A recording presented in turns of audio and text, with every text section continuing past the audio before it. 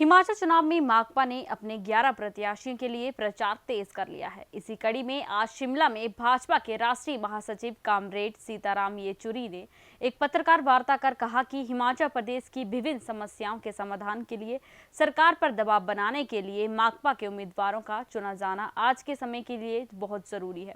उन्होंने कहा कि आज जो समस्याएं प्रदेश की जनता के सामने हैं, उनके लिए भाजपा और कांग्रेस दोनों जिम्मेदार है। उन्होंने कहा कि पुरानी पेंशन को बंद करने के लिए कांग्रेस जिम्मेदार है और अब केंद्र की भाजपा सरकार इस पेंशन को बहाल नहीं होने दे रही है। कांग्रेस सीताराम येचुरी ने आज शिमला में एक पत्रकार वार्ता के दौरान कहा कि प्रदेश में महंगाई, बेरोजगारी मुख्य मुद्दे हैं, जिन्हें उजागर करना और आने वाली सरकार पर दबाव बनाने के लिए माकपा के उम्मीदवारों का चुना जाना बहुत जरूरी है। उन्होंने बताया कि ओपीएस को बंद करने के लिए कांग्रेस सरकार जिम्मेदार है। ये फैसला जब लिया गया तो पी चिदंबरम वित्त मंत्री थे और इसके साक्ष्य वे स्वयं हैं।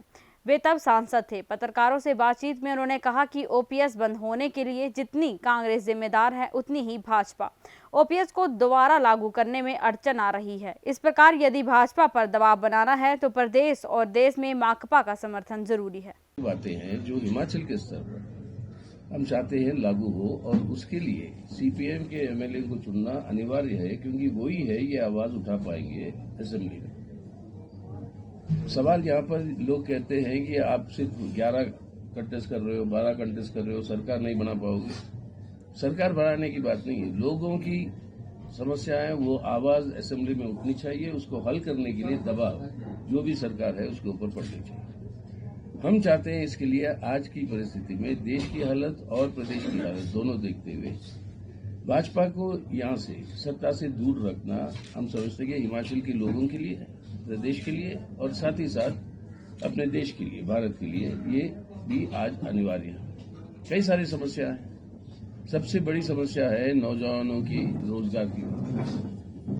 अब रोजगार खाली पड़े हुए हैं तकरीबन 10 लाख से ज्यादा केंद्रीय दफ्तरों में और आपके सैनिक आर्मी में खाली पोस्ट पड़े हुए, वो बढ़ते नहीं है। अब यहाँ पर चुनाव आने से पहले ये कह देते 10 लाख जो है नौकरियों को बढ़ाने की 1.5 साल में करेंगे, जबकि वादा था 2 करोड़ हर साल 2014 में। अब उसके ऊपर लिया है ये अग्निवीर। हिमाचल का नौजवान बहुत बड़े तादाद पर हमारी देश की रक्षा करने के लिए, अल्टीमेट त्याग देने के लिए वो हर समय तैयार रहा, दिया भी है, और हमारे सेना को मजबूत किया।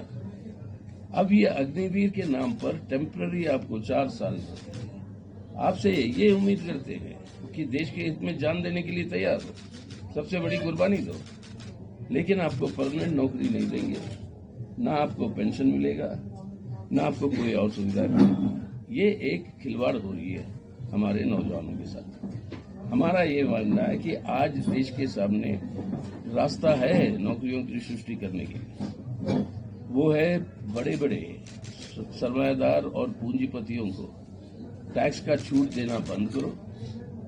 11 लाख जो उधार वो लिए हुए हैं, ऋण जो लिए हुए हैं बैंकों से, उसको माफ कर दिया इस मोदी सरकार ने। अगर ये पैसा वसूलते और सरकार अपने निवेश करती इंफ्रास्ट्रक्चर बनाने में, देश भर में करोड़ों नए नौकरियों की सृष्टि हो सकती। विकल्प है, रास्ता है। दूसरी सवाल आई है, कई सारे प्रदेशों ने ये आज घोषणा की कि ओल्ड पेंशन स्कीम पे वो वापस जाएंगे, लेकिन ये घोषणा तक ही रही है, क्योंकि इसके अंदर पेचीदी बात यह है कि जिन लोगों ने नए पेंशन स्कीम में पैसे जमा किए हैं, वो पैसे जमा करने वो लौटाना है उनको, और ये काम केंद्र सरकार ही कर सकती है। अब केंद्र सरकार इस पे अड़चन लगा हुई है। अगर ये लागू नहीं हो रहा तो दोषी है फिर से बीजेपी।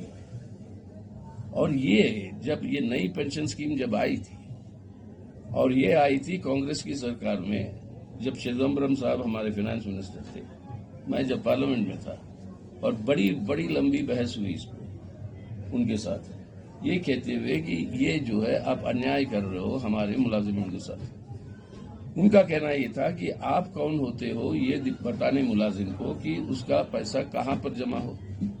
अगर वो चाहता है कि स्टॉक मार्केट में जमा हो तो आप कैसे रोक सकते हो, उसकी जनवादी अधिकार है। मैं बड़ा स्टॉक मार्केट में जाकर पूरा दुनिया के अनुभव यही है कि मुलाजमों की सुरक्षा जो है वो खत्म हो जाती है।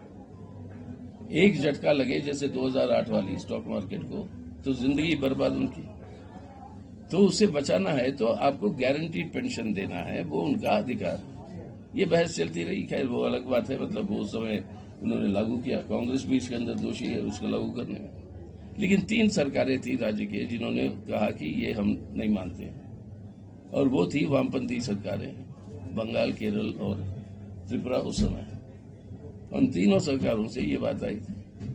तो आज हम कह रहे हैं कि ये अगर भाजपा जो रुकावट डाल रही है केंद्र में ओपीएस को वापस लाने में, उसके खिलाफ अगर लड़ना है तो हर प्रदेश के अंदर ऐसी सरकारों की जरूरत है जो उसका मुकाबला कर सके।